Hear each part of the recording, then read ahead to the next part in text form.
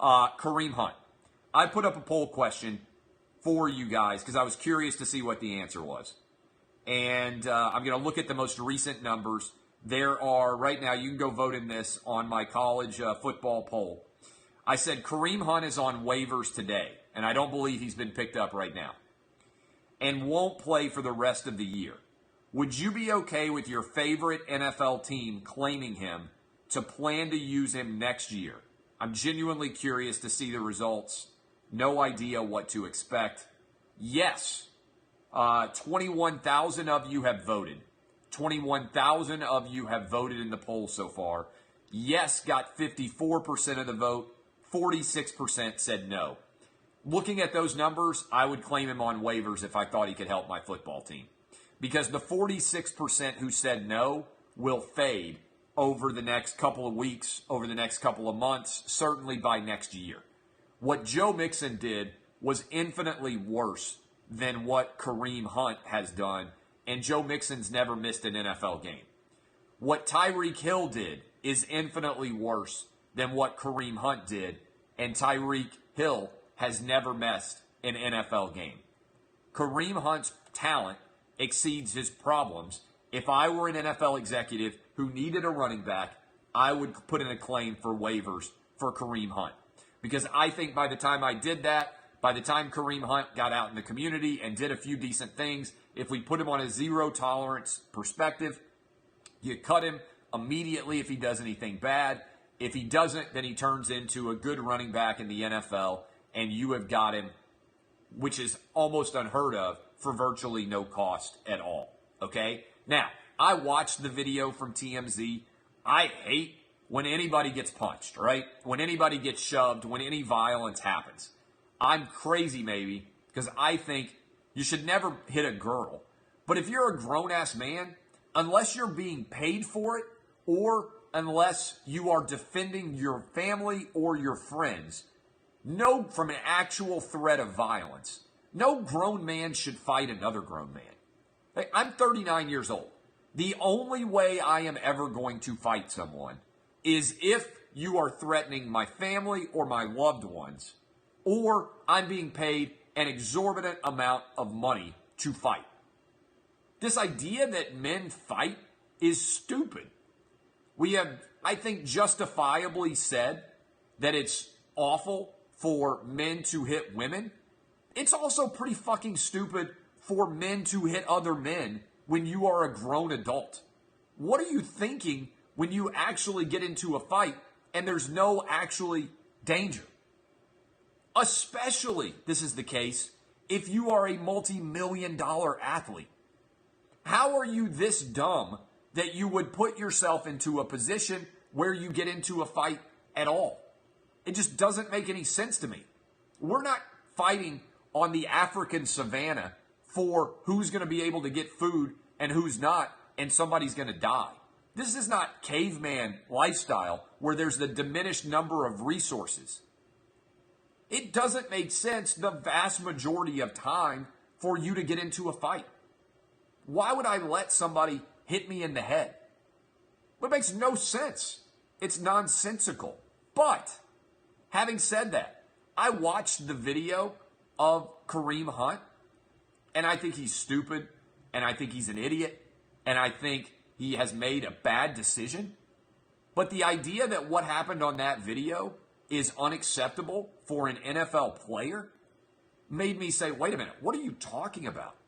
There are many NFL players who have done much worse than Kareem Hunt that are on NFL rosters right now. I'm with the majority of the people in this poll right now that believe if their team decided to put in a claim for Kareem Hunt, I would be okay with it. I wouldn't be outraged and demanding all these actions and everything else. I wouldn't be outraged by it. Guy made a bad decision. He did something dumb. He's paid consequences. He just got kicked off of a team that might win the Super Bowl. He's been thoroughly embarrassed. At some point in time, I believe in redemption. I think people do dumb things, and if they're punished for them, then I think they have the right to earn a living. And I also will continue to say this. The NFL, the focus of stupid people in this country is why didn't the NFL do a better investigation? Smart people in this country say, why in the world is the NFL conducting a domestic violence investigation in the first place? Authorities looked at this evidence and said, we can't prosecute because we don't believe that this is a crime that a jury would convict or that a DA could bring charges on and get a conviction, because it's kind of a messy video, because we don't know all the details surrounding it, because when I watched it, Kareem Hunt shoves a guy who then hits a girl and then he kicks her. Is it ideal? No. Is it inexcusable? Yes. Would I be furious beyond measure if one of my boys ever did that to a woman? Yes. But would I believe that my sons never deserved another chance to make a living in their chosen profession because of a 30-second hallway video in a hotel room when they were 24 years old? No, I wouldn't. And if that's the standard that I would apply as a father, then it's the same standard that I would apply as an owner or a GM.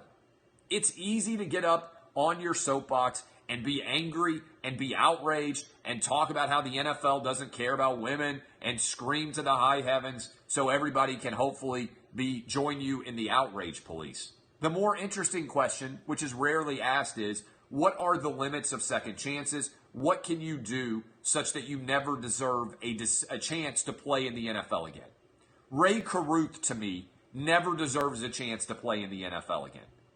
He murdered his a pregnant fiance and permanently nearly killed and physically disabled his child. Okay? That guy doesn't ever deserve the right, in my opinion, to play in the NFL again. I would never pay him a dime on my team. Kareem Hunt, I would sign him. I'd put him on the discipline list and make sure that he had a zero tolerance perspective. Joe Mixon, probably wouldn't sign him. I saw that video. He hit the girl in the face, broke her jaw in 2 places. That would be something that would take him off my board. I wouldn't be comfortable paying Joe Mixon to be on my team. I think everybody needs to make decisions about where their line is, and I think everybody's a little bit different. But this is not a prosecutable case. This is not something with Kareem Hunt where the charges were brought and he beat them, even though the evidence suggested that he shouldn't have, as often happens with high-profile athletes. I understand why the Chiefs acted as they did. It's because, frankly, I think a lot of people would have started asking questions about Tyreek Hill, because Tyreek Hill is far worse beating and choking his pregnant girlfriend than what Kareem Hunt did. But given the circumstances, I'd put in a waiver claim for him if I thought he could make my team better and I needed a running back. I understand that that's not politically correct now, where everybody has to constantly get on their indignation meter and go off into a different direction. But I believe this guy deserves a second chance. I didn't see behavior from him that was so egregious that I wouldn't have him represent my team going forward. That's me. You can disagree.